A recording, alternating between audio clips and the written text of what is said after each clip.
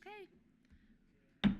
All right, good evening, everyone, and welcome to the Utility Service Board meeting. It's 5 o'clock, so we'll go ahead and call the meeting to order.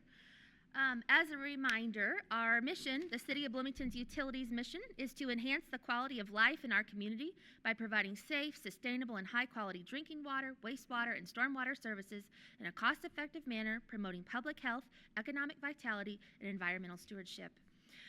As a reminder, if any board member has any personal or financial conflict with any issues or individuals on the agenda, then please be sure to recuse yourself during those portions of the meeting. Our first item on the agenda is petitions and communications. We have an appeal from a customer's utility bill. Is that customer in the audience or on Zoom today? She has joined us on Zoom. Okay, great. And I bet that'll be coming up on the screen shortly. It will not be on the screen, but she can hear us, and we will hear her. So, unfortunately, okay. I was not able to get Zoom on the big screen for you guys. Okay, that's fine. But Lily is here on my computer, and I'm happy to be the liaison between you, Lily, and the board. Okay, thank you. Well, but she can't hear me at all. She can hear Okay, great. All right. So, hi, Lily. This is Megan Parmenter. I'm the president of the Utility Service Board, and our staff has shared with us your concerns, but we'll be happy to hear your appeal this evening, and then may ask you questions or follow up with comments from our staff, and then have a decision for you today. You can't really hear anything that you're saying. I don't know. Is it possible to continue this to a time when they can show up in person and actually talk to the board? Lily, would you be able to come back in 2 weeks and do this in person? No, Okay. Could we sit over here? She could come between now and the end of this meeting.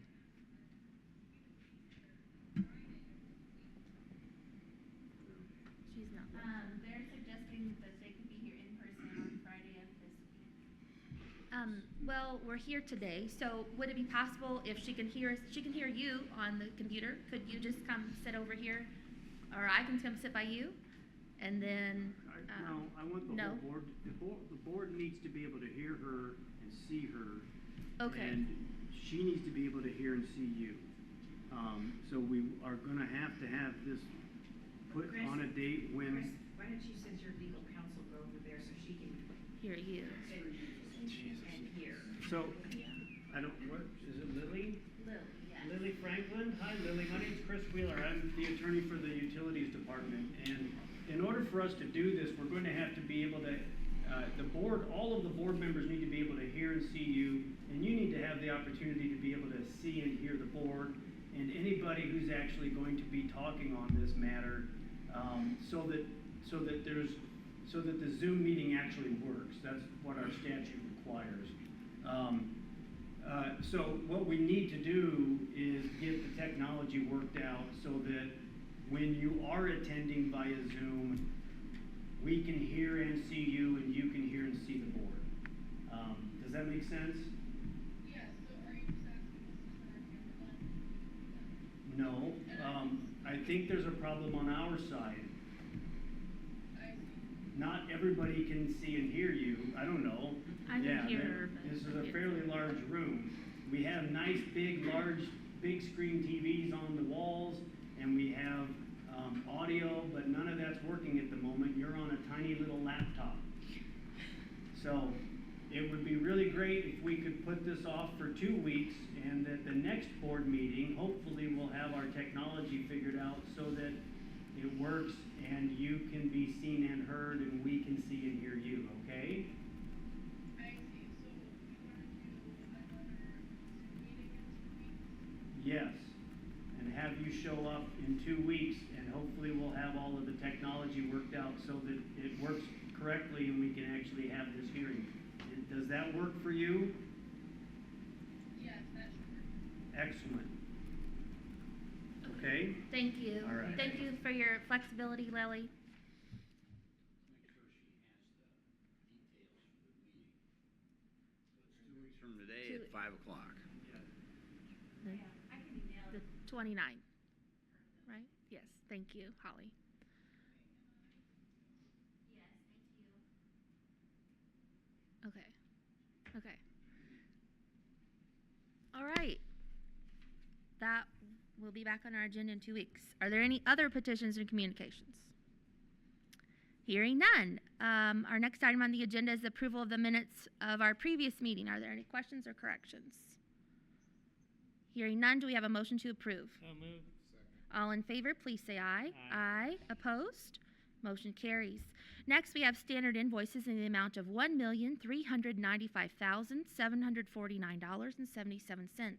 Are there any questions?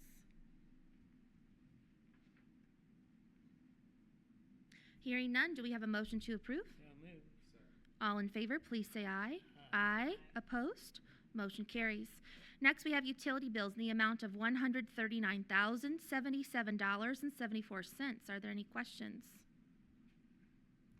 Hearing none, do we have a motion to approve? So moved. All in favor, please say aye. Opposed? Motion carries. Next, we have wire transfers in the amount of $746,380.93. Are there any questions? I have a question. And we very well could have had these Chase payment credit card fees previously, but it's just not striking my memory. Can you please explain what those are? Is that like a carryover balance that we get charged a fee? So that is, in December, we changed our, the way we take our credit card payments. And so when we did that, the new people that administer our payments, or they just take the money out of our account. And so now what we're doing is catching up the past few months to bring that to the board to see at this point. So what it is more of us catching up, showing you what other transfers are coming out of the bank account. So meaning like, say, we pay a 3% fee on all credit card Correct. transactions? That's what that is, yeah. Okay. And is there a way to pass that on to the customer for not? We could put For that in the- our next rate case, but we have chosen not to in the past. Okay. And what is the purpose of that? For not putting it in our Just rate being, case? we just chosen to eat the fees. Okay, Yeah. because I'm looking at 180,000, and that's for half a year, so we're talking, what, $360,000 a year, which on our budgets that we've heard about this evening is a significant portion. And, you know, if customers would set up the auto draft, if that's, I understand that's not a possibility for everybody, but, you know, take advantage of services like the auto draft that we have and the setting up your account so you can see if you have a alert because you're using too much water than you usually do. You know, I think we could. I think that would be good. So I would like to look into possibly moving that fee onto our customers. I've noticed that many businesses are charging that 3.5% to the customer. So I think that's not fair to the rest of the ratepayers to pick up that $360,000 tab a year. Okay. That's my comment. So, anybody else? Yes. So is that breakdown by month, that's what we're getting charged for running? That's our fee that we're paying the credit card administrator for having them administer our payment system. Yeah. Yeah, people paying their bill with their credit card, yes. I know we've asked to look into this before. I mean, you can go back in the minutes, we've asked to look into seeing why we don't do this.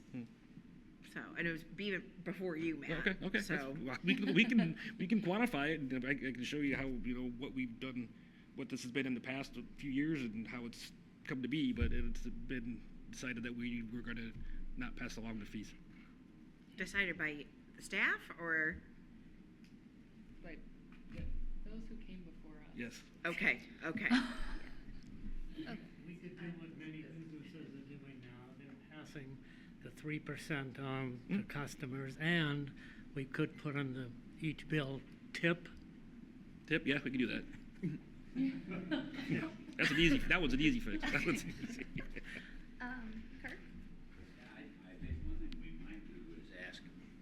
downtown, what other departments are doing when Yeah. people pay by credit card for parks and rec fees or all these miscellaneous fees, whether Civil City's doing that or not. And then it seems like the smart thing to do here is if you choose to pay by your American Express card, then here's the extra percentage of service fee you're gonna pay. If you do the direct through your bank draw, you're not gonna have that charge. You can still send it, a check I mean, through the mail, right? I understand that not everyone has a checking account to be able to do the bank draw. So like I know I was privileged when I said that, but like I think that if you're looking at paying registration fees at the university, you get charged at least 3% if you pay by card. And so $3 here or there doesn't sound like a lot, but then when we add it up for the year and we're looking at $360,000, I don't think that's our best way forward. So while when I call the vote, I'll approve it for today, because obviously we've incurred those fees. I would like to, then the next time this comes around, that's the last time that it comes around, and we will, however we can, if it's consistent with other city departments, and maybe even if it's not, other city departments aren't collecting, monthly fees like we are, potentially. And so I'd like to see another solution for this. Okay, well, it's going to come up every month until we get the solution put in. Oh, okay, so we're just catching up. Yes. Okay, I'm sorry. Okay, I thought we were okay, doing it's- this in like a 6-month increment. No, we're just catching Okay. up from the past 6 months. So- So so it will like- be every month going Like forward. January 1, people pay their own credit card fees. So if we wanted to put it in motion for January 1, when would we have to consider it? I would have to look in to see what the requirements are. I don't know what we'd have to do from a notifications perspective or anything like that. But it would be, I think it would be as easy as just adding the fee. But I need to look into that. Yeah, could you look into Yep. it? If we could do it before the beginning of next year, I think that would be a good thing. Okay. That would give time to give, Yeah. Yeah. a few months warning, and give people the opportunity if they did want to set up the bank draft or, Right. account budgeting for the extra 3%, Yeah. for their part. So thank you Yeah, for no the problem. answer Yeah. and the additional work. It's all right. Okay. Any other questions on the wire transfers? Hearing none, do we have a motion to approve? All in favor, please say aye. Aye. Opposed? Motion carries. Finally, we have customer refunds in the amount of $3,207.63. Are there any questions? Yes. when we got these printouts, this report before, it used to give us the reason why, if it was account closing or a missed bill or a refund or whatever. But this doesn't. I don't think it. This. Yeah, but what is that? Yeah, what does that mean? Started to clean up. Yeah, I just. It doesn't say It's that. in, Yeah, I just For wonder us. whether account Oh, I- closed or. well, the one I'm looking at I'm looking at the spreadsheet itself, and in column E, it gives the reason for the refund. Ours looks It, like it must just this. got cut off. Oh, okay. I can. Yeah. We can send you the worksheet. Okay. It's in the Google folder. Okay, thank you. It's not in the packet that's on the sheet. Okay. So they were all. Well, there's some final bills in here too.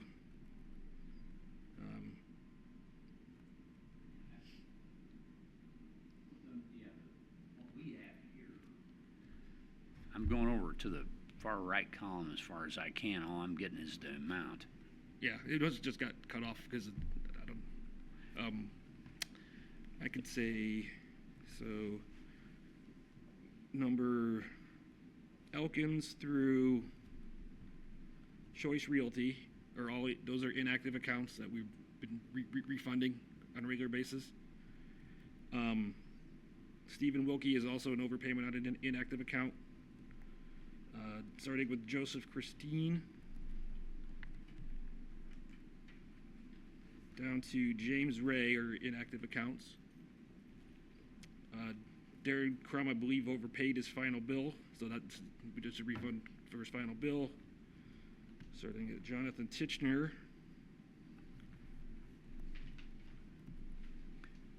Down to Elkins again, we're inactive accounts. Land and Hunter is the final bill. Rosetta Horacio is an inactive account. Hayes Building is an inactive account. Jeffrey White to Cameron Shields are just final bills. Joseph Christine is an inactive account. Elkins Trust is an inactive account. Cole Van Hoy is a final bill. Sean Ruth they overpaid their account. GMS Enterprises is an inactive account. And Emma Stacy is a final bill, as is Wendy Curie and Gregory Cohn. Donald Peckus was an overpayment on an active account. Milestone Contractors is an inactive account. And then Betty Richardson was also an overpayment on account. Thank you. Mm-hmm. Well, thanks. And when you say an active account, it's not closed. I mean, It's inactive, meaning there's a balance on it, and there haven't been transactions on it for several months or years. but so they haven't called to discontinue service. It just, I'd have to verify that, but all I know is it's the accounts that have been basically just sitting there for months, if not years. that have credit balances. Mm-hmm. That's interesting. Okay, well, it's just helpful for us, and really, I think for the public to know when we're doing refunds, why we're doing them. No, I agree. Yeah, so thanks for helping change the format so that it's more publicly accessible. Right. Thanks. Thank you. Any other questions on the customer refunds? Hearing none, do we have a motion to approve? All in favor, please say aye. Aye. Opposed? Motion carries. Thank you. Next on the agenda are the approval of the consent agenda in the amount of $25,000. Catherine Zager. Good evening. I'm Catherine Zager, the Assistant Director for Environmental Programs and the Interim Director. I'm presenting tonight's consent agenda totaling $25,000. The first contract is with PEI Maintenance for $10,000 for on-call service storage tanks and fuel systems. The second is with McAllister for $15,000 for on-call service and maintenance of all CBU generators. Is there any member who wishes to consider one or more of these items individually? Hearing none, if there is no opposition, these items will be approved as recommended by staff. Hearing no opposition, the consent agenda is approved. Thank you. Next, we've got a request for approval of service agreement with GRIP Inc. for flow meter maintenance. Matt Dabberton.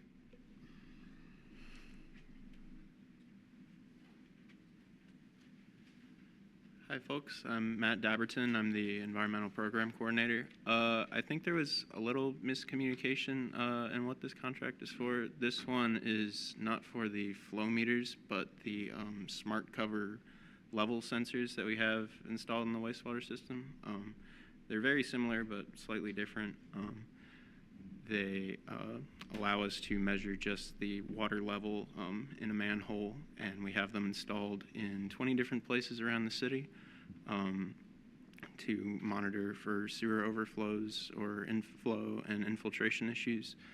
The contract includes annual maintenance, website data access, as well as a repair budget for anything that goes wrong in between. I don't have the number on hand.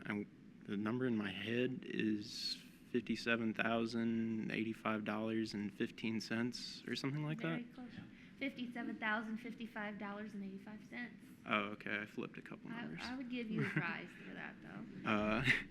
But to yeah. confirm, it is not for the flow meter sites, it's for the smart meter cover level system. Yes, Thank smart you. covers. But the same amount.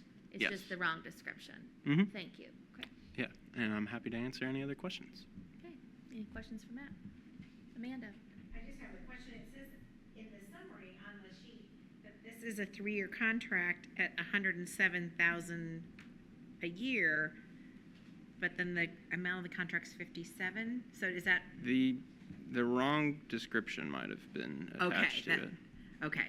So really, it's not this 3-year contract, it's Correct. just the 57. This is a 1-year contract for Okay. the 57,000 number. Any other Thank questions you. for Matt? Okay. Hearing none, do we have a motion to approve the request for approval of service agreement with Grip Inc. for a smart cover level system in the amount of $57,055.85? All in favor, please say aye. Aye. Opposed? Motion carries. Thank you. Thank you. Next, we have a request for approval of amendment number 2 to agreement with Etica Group, Inc. Jane Flake. As you said, Jane Fleeg for the record. This is the second amendment with Etica, who has done our design work and follow-up coordination for the Clear Creek Culvert project that's underway between Indiana and Dunn. This additional work is a subconsultant, which we had already agreed to an amendment previously. That was last year for the historical issues that were associated with the permit. This is additional expenses relative to the mitigation of what the Army Corps has required. Ultimately, they have required that we salvage as much of the limestone as possible from the head wall and the creek walls and mill it and use it as veneer for the new head wall. So it substantially changed the scope of the work. And this is a person that's, this company does this stuff all the time. We will have to document all of the changes. They've already been on site and photographed everything.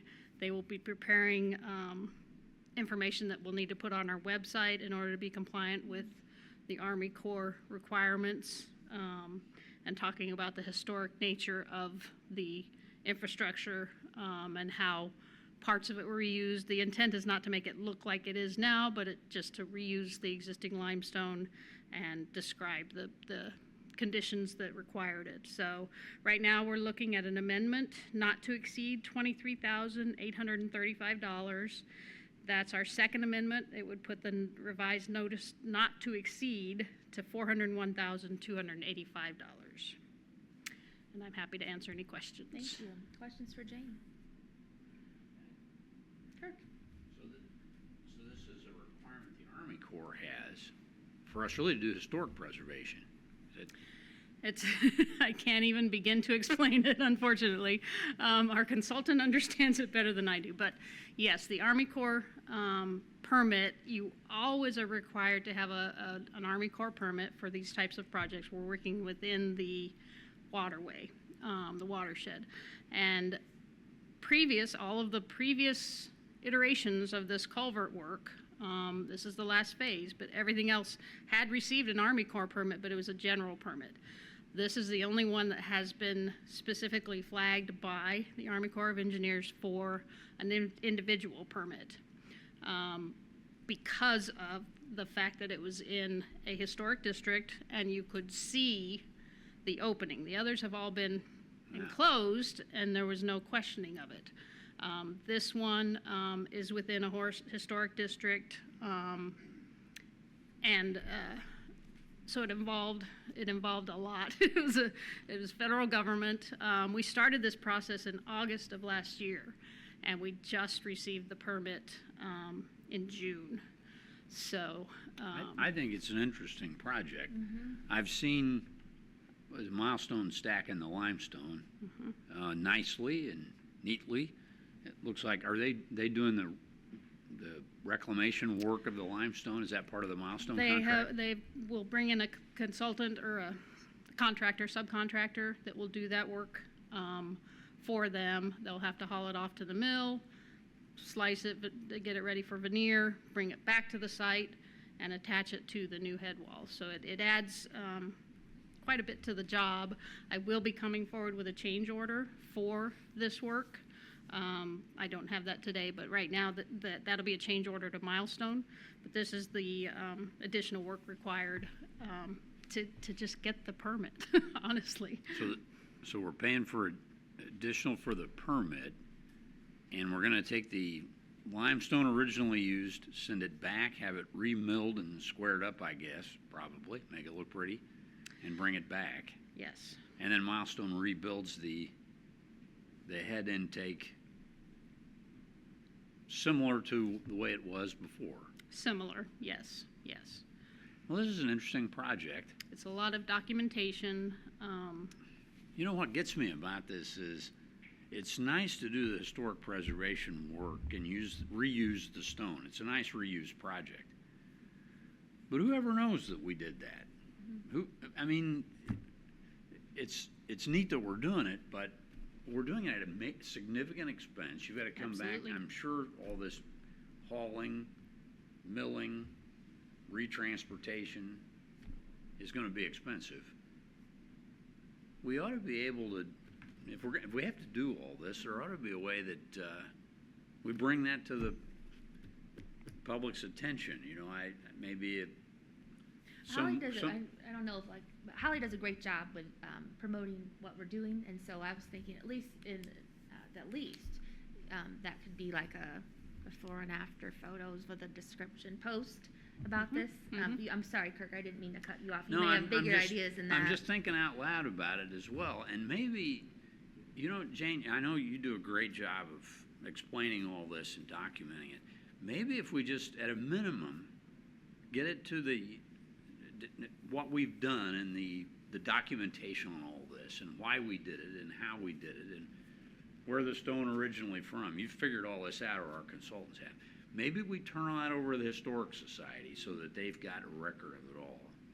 And I'd send the same packet over to the IU archives, which keeps track of all this too, because, you know, 50 years from now, people may be doing this again or God, I whatever. hope not. Well, Put a little plaque on it, you know. They did ask about possible signing. IU was involved in these discussions with the Army Corps and the Historic Preservation committees. They talked about signing to kind of notify people of what it looked like and what was done. IU is not extremely excited about signing. It's a maintenance issue. Even plaques on something get vandalized, unfortunately. So the website information, actually as part of the permit agreement, the permit that we signed, we have agreed to include information on our website, and IU will actually be adding it to their website as well. Mia Williams was in all these meetings as well and agreed that they would be able to do that. So it is interesting. you know, a thought might be, and I can't remember the exact route of this, but is it to some extent clip off at People's Park, there under People's Park? Does it clip off? I mean, don't know. is there a piece of it under People's Park where we rebuilt it? It is not, actually. It goes into the alley.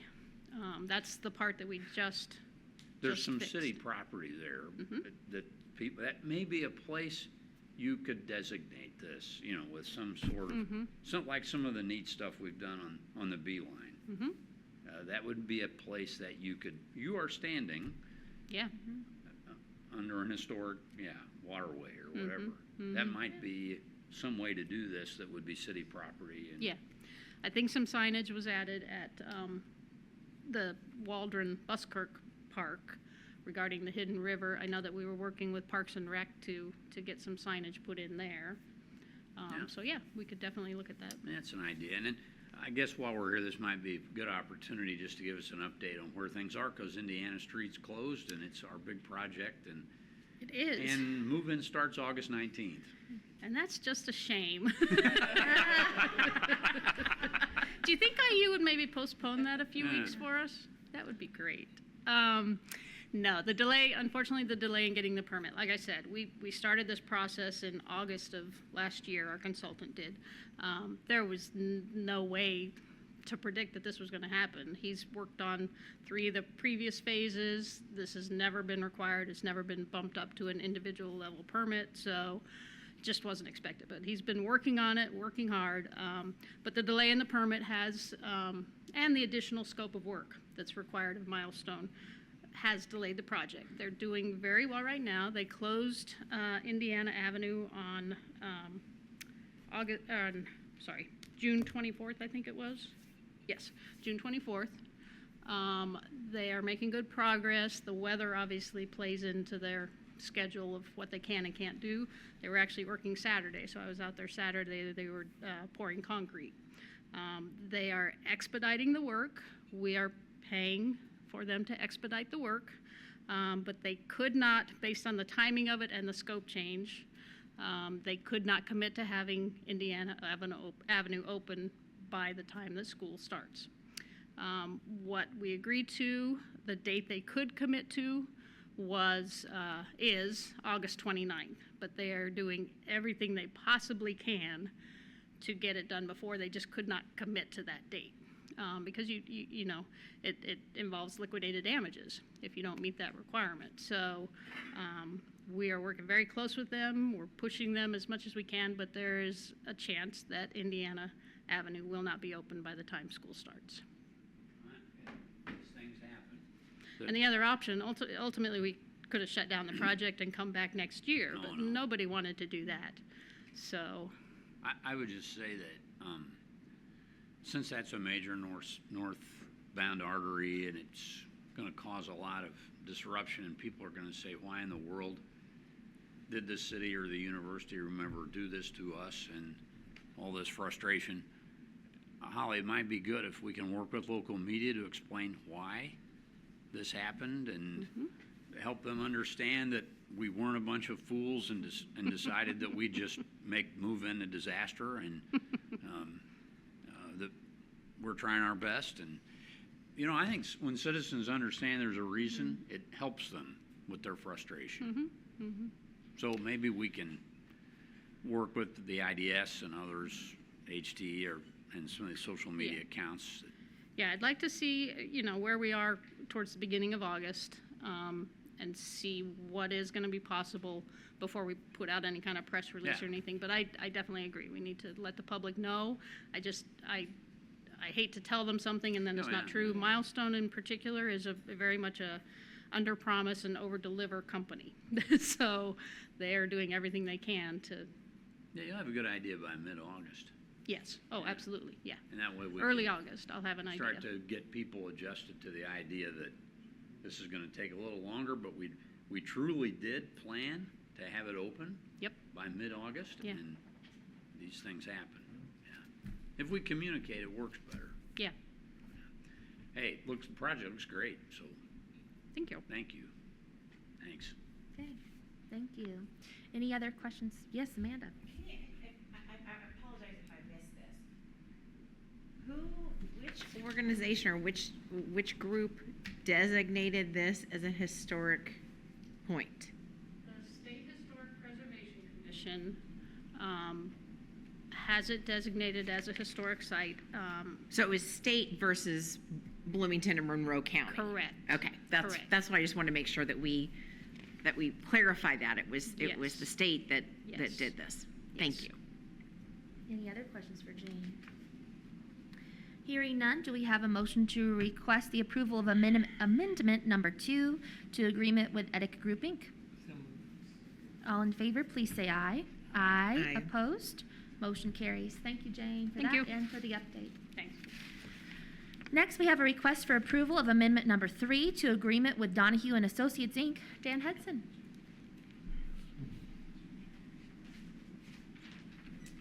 For the record, I'm Dan Hudson, Capital Projects Manager, and this is amendment number 3 to the Donahue project for the design of the Monroe Water Treatment Plant chemical feed line. The design has been changed from an overhead bridge structure to a shallow trench. We've also added 2 chemical day tanks to the project, and we've now have to design slope protection for where the chemical lines exit the trench. That's an additional cost of $26,100 for a new not to exceed of $230,200. Any questions? We have questions for Dan. And you get a prize for remembering the number. Thank you. All right, hearing none, do we have a motion to approve? All in favor, please say aye. Aye. Opposed? Motion carries. Thanks, Dan. All right, next we have a request for approval of a change order number 1 to agreement with Merrill Brothers. Catherine Zager. Catherine Sager, Interim Director, Environmental Assistant Director.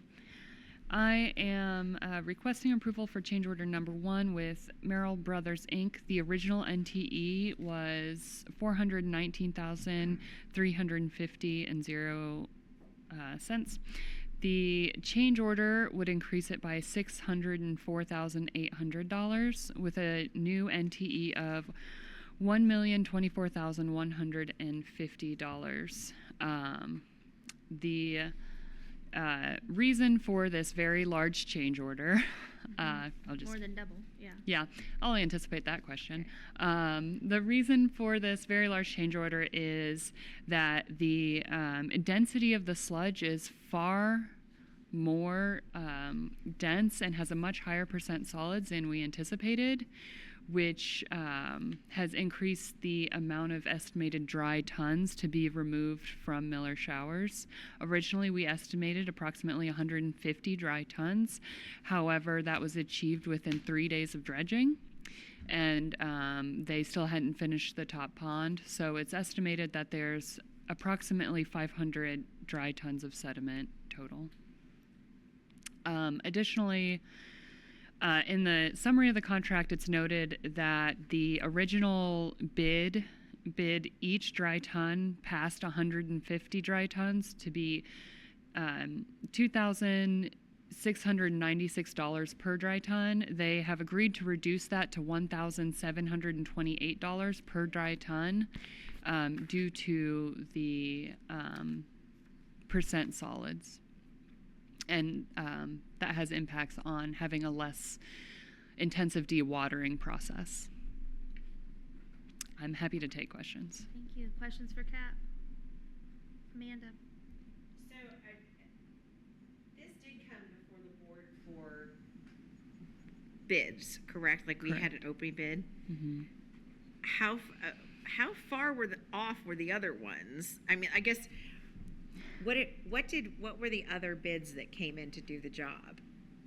So, if I remember correctly, there were 2 bids, this one and another one, and I believe that the other bid was not responsive. Okay. This is a really difficult job, and I just don't know if there was a lot of interest in doing this very highly visible urban dredging. I just didn't know if the other bid came in closer to this amount and we... No. No, okay. Absolutely not. It was yes, lower. I completely... This is the first time we are doing this.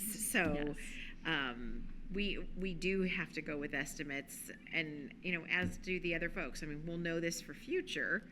And it probably might not be as bad in the future if this is something that's done on a more regular basis. But I just wanted to at least get on for the record that we did bid this out, and there were competitive bids, and this is a unique project that we have not embarked on before.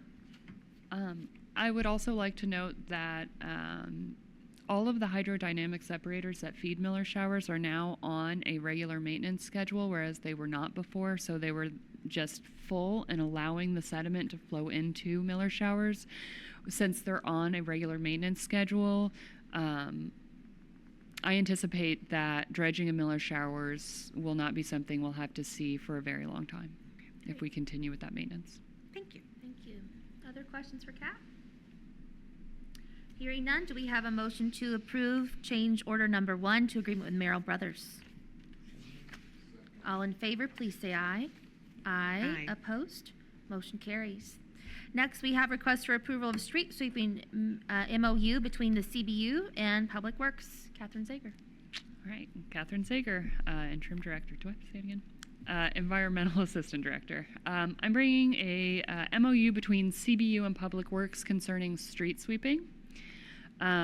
This MOU outlines the division of responsibilities for the street sweeping operations. There's also a transfer of assets from Public Works to utilities, and there is a transfer of where we are going to dispose our street sweeping spoils. I'm happy to take any questions. Questions for Cap? I don't have a question. Yes. Were there, It's a separate, it's not in the packet, the MOU. Okay, it's that's in what a I'm- separate document. So, does everybody see that? Would you like me to read it? The MOU? well, we have this, I just didn't know Well, if there I were have more like details. the whereas, where you sign it. It's in a separate, it's linked separately in the Google Drive. So I'll just read it, that way everybody's can know. Okay, this memorandum, it's not too long. This memorandum of understanding, or MOU, is entered into by and between the City of Bloomington Utilities Department, CBU, by and through its Utility Service Board, USB, and the City of Bloomington Public Works Department, DPW, by and through the Board of Public Works, BPW. Whereas the City of Bloomington, Indiana City, pursuant to statutory authority set out in Indiana Code sections, has established a Department of Public Works, which has been in turn established in the street division, which acts by and through the city's Board of Public Works. And I'm going to skip on to the next parts here. Okay. Whereas street is engaged in the ongoing operation of street sweeping through the city's corporate boundaries, and whereas street wishes to have CBU take over certain aspects of those street sweeping operations, including, among other things, the transfer of certain identified street sweeping equipment currently housed with street. And whereas CBU wishes to take over these certain aspects of street sweeping operations and equipment from the street. Now, therefore, in consideration of the mutual covenants herein contained, the parties agree as follows. For purposes of this MOU, the act of street sweeping or sweeping streets or street sweeping means any and all mechanical sweeping performed by street sweeping machine vehicles. Street sweeping does not mean manual sweeping performed by humans without the aid of machination. Number 2, street sweeping operations, effective July 16th, 2024, so tomorrow. Street sweeping operations shall be divided between street and CBU as followed. A, street sweeping operations performed by street. Street shall be responsible for any and all street sweeping associated with any and all call-outs and paving projects throughout the City of Bloomington. Street shall continue to own, operate, and maintain street sweeping equipment sufficient to fully accommodate City of Bloomington in these ongoing needs and responsibilities. B, street sweeping operations performed by CBU. CBU shall be responsible for any and all street sweeping associated with any and all special events and any and all regular and routine sweeping of all city-owned streets located within the City of Bloomington's municipal corporate boundaries. 3, street sweeping spoils. All street sweeping spoils generated by any and all street sweeping activities shall be disposed of by the parties into roll-offs, with the exception of road millings, which shall be disposed by separately by street. CBU shall maintain the roll-offs into which the street sweeping spoils are deposited. CBU shall be responsible for all costs associated with maintenance of said roll-offs with the final disposal of all street sweeping spoils. 4, asset transfer. A, street shall transfer to CBU the following assets. 1, 2017 Elgin Crosswind Regenerative Sweeper. 2, the manifest currently associated with street sweepings, and 3, all street sweeping roll-off waste containers. That's the MOU. Okay, it's a little longer to read, but that's the scoop. So now, what are your questions? Did it say that CBU is responsible for cleaning up after all events? Special events. So, Yes. Mm-hmm. I'll read that again. CBU shall be responsible for any and all street sweeping associated with any and all special events and any and all regular and routine sweeping of all city-owned streets located within the city's municipal corporate boundaries. Streets, I'll read the streets part again. Streets shall be responsible for any and all street sweeping associated with any and all call-outs and paving projects throughout the city of Bloomington. Streets shall continue to own, operate, and maintain street sweeping equipment sufficient to fully accommodate the city of Bloomington and these ongoing needs and responsibilities. So yes, any special events, say like parade. Yes, Kirk. I can't remember if we put this in the 24 budget. I didn't see it in the narrative from our current budget. So we gotta figure out how to pay for this. 'Cause it's effective tomorrow. I do believe this was in last year's budget. Was it? I will double check though. I couldn't remember. I was looking and I didn't see it in the narrative. I know that we had set aside a line item pretty specific to this. Okay. Yeah. They're gonna Which cover it? we Yeah. spent on the new street sweeper. We bought one, right? That was like $300,000. Yeah. Yeah. So the line item from last year's budget was specific to the street sweeping planning.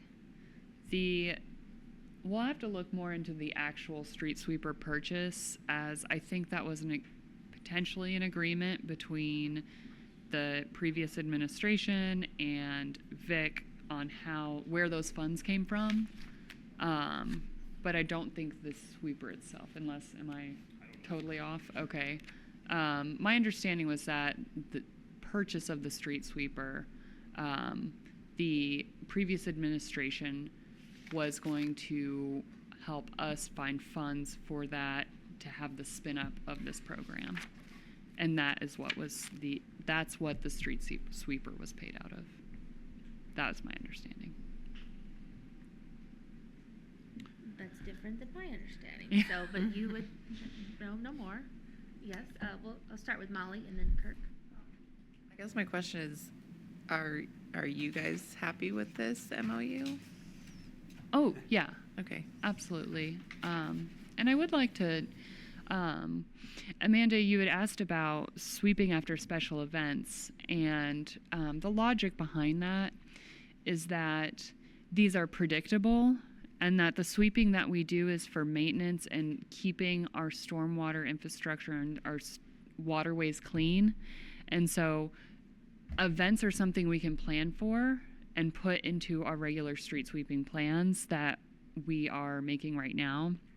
Whereas things like call outs, that's going to be on streets still, because typically those involve the safety of the street and maintaining that. Yeah. Kirk? Yeah, so the street department's still gonna do call outs in terms of like a car wreck and you got glass all over the street. Yeah. But what about remnants of a storm? Because then the inlets are plugged up, and we got a lot of that going on all over the place right now. If you drive around, you'll see a lot of inlets with all kinds of debris from the storm of a few weeks ago. And I'm kind of got my fingers crossed that we'll get to those before the next big rain event.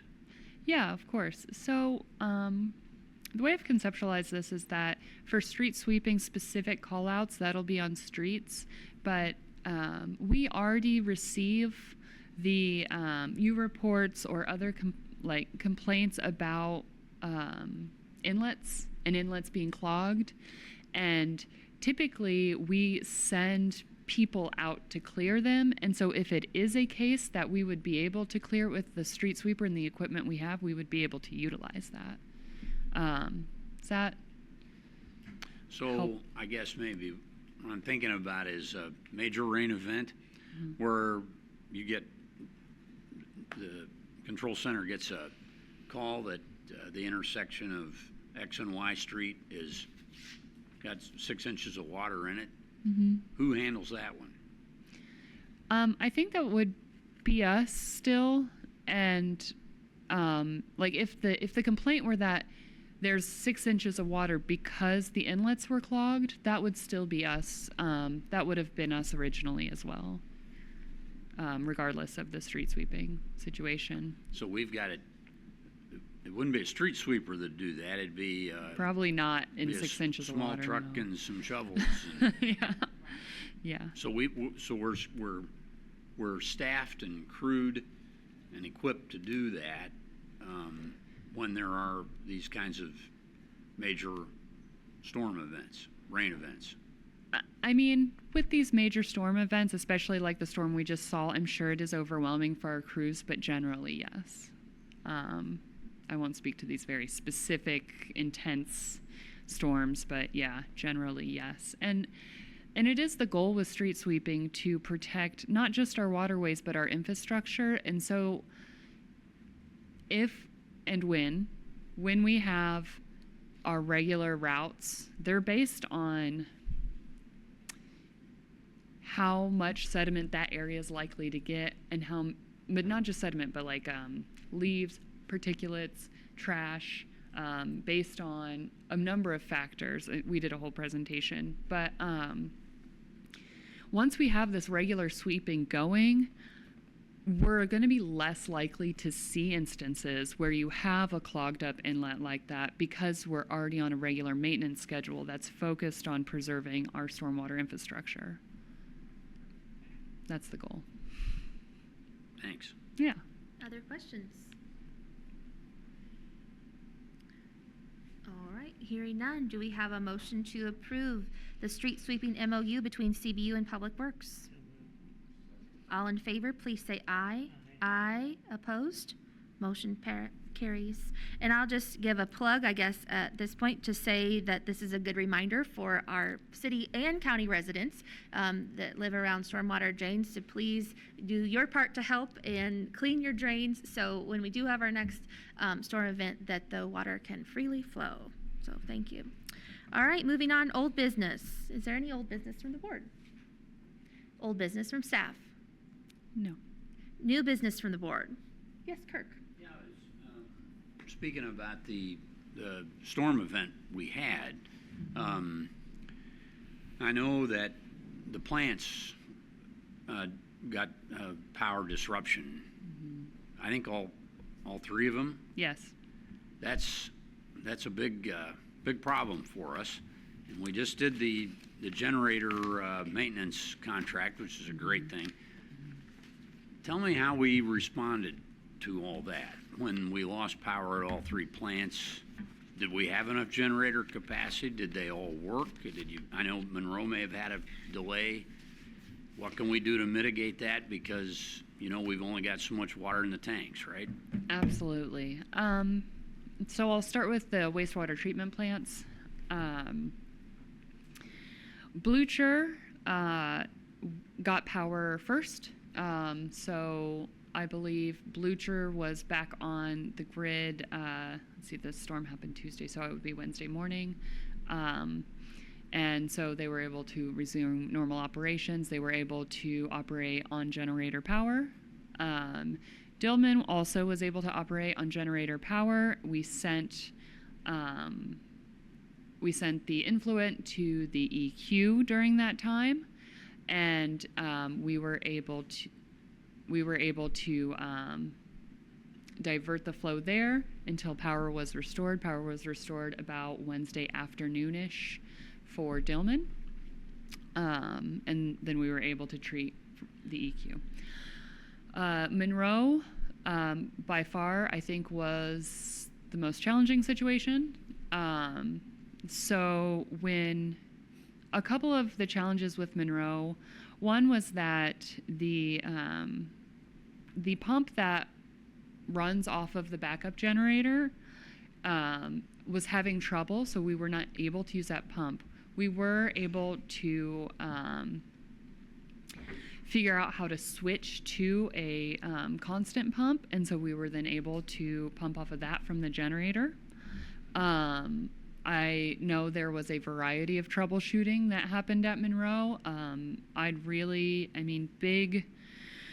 big kudos to all of our operators and staff. I mean, everyone in T&D and just a lot of people who care about the utility, and it was really, really obvious in those really stressful times. Another challenge at Monroe was access. I think some of the storm damage was most extensive in that area. Getting to Monroe was a challenge, so we had called an electrician, but there were trees down in the road. Yeah, some of our maintenance guys were able to make it to Monroe, and I'm just really glad they did. But yeah, we were able to maintain water services the entire time, and we were able to monitor water pressure during the time that the pump was down to ensure that we were maintaining pressure throughout the system. There were fluctuations in pressure that led to some troubles in the system.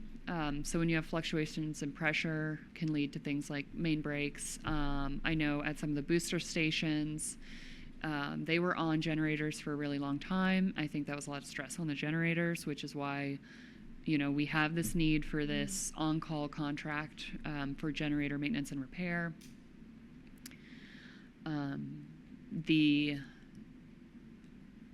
One of the generators at the South Central booster station was down for a period of time. Both the service center and the South Central booster run off of that generator. It was overheating. That generator is well maintained.